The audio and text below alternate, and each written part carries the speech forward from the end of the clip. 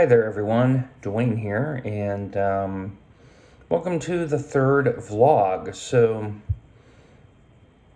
the genesis of this particular vlog came from a question, and that question is, what is the best GTE car?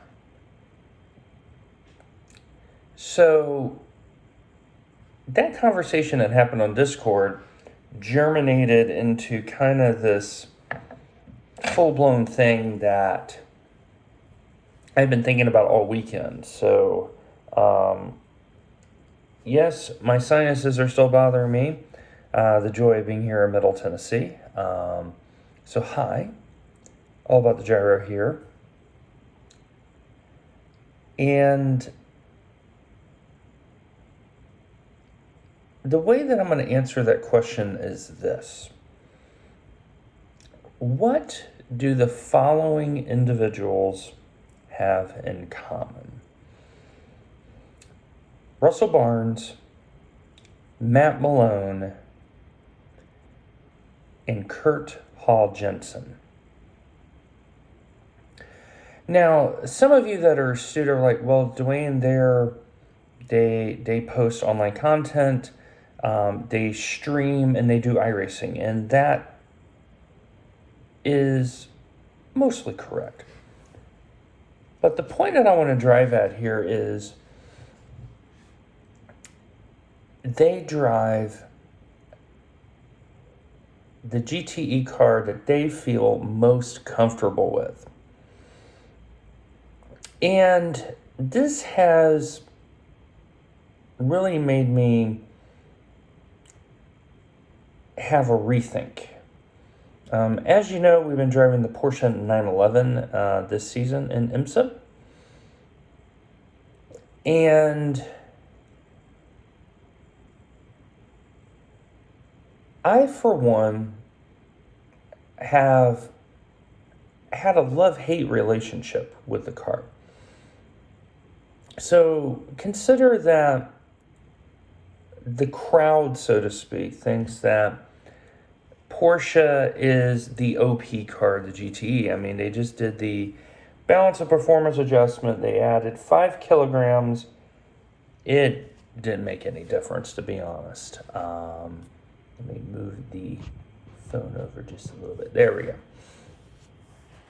When I record this, I put my phone on the laptop screen, so that's why the angles and all that are a little bit interesting. But that doesn't mean that the Porsche is the right car. And Russell's discussion, Russell Barnes is the progenitor of the Finding Speed channel here on YouTube. He's been driving the BMW M8 this season. Kurt, as we know, likes driving the Ferrari 488 GTE. And Matt Malone, famous YouTuber and Twitch streamer. It is winter time, so he's streaming pretty much every day. He likes driving the Corvette.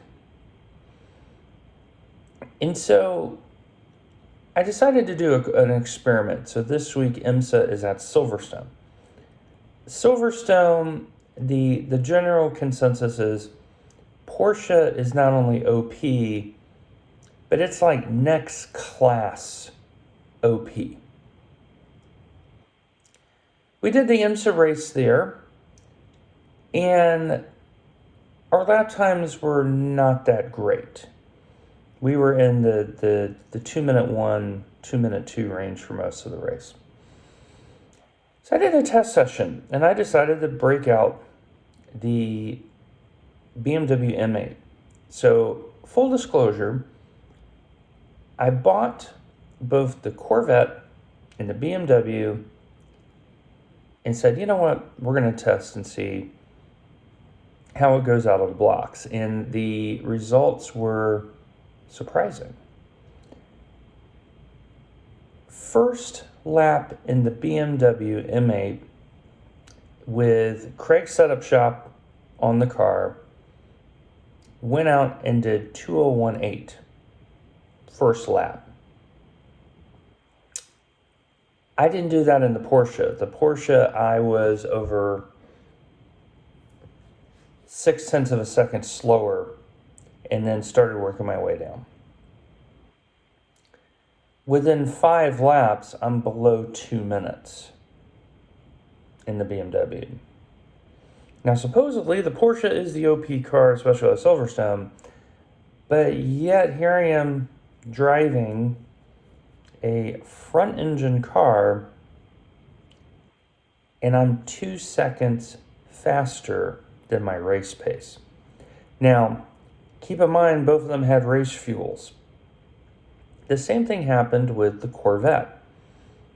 First lap out of the box, 2:01.3, worked my way down, and the Corvette for me ended up being about 2 to 3 tenths quicker than the BMW M8.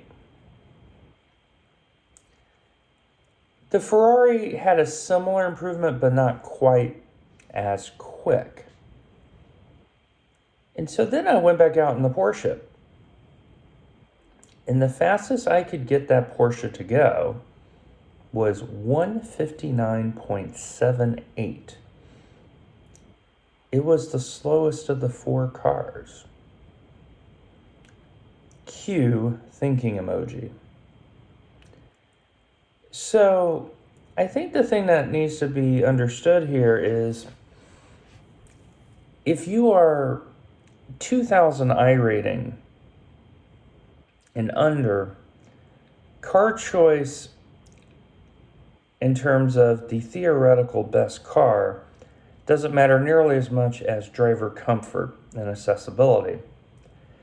And what I'm finding out is the BMW and the Corvette are a lot more accessible to me than I had first considered.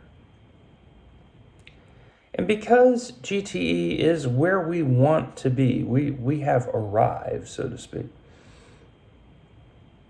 I think it's important to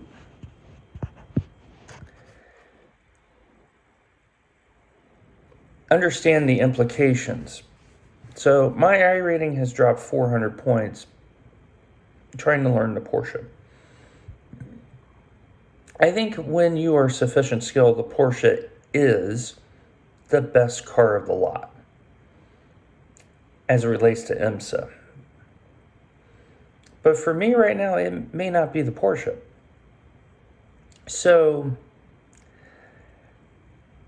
I'm going to have a little bit of fun for the rest of the season. We knew this first season of GTE was going to be an experiment.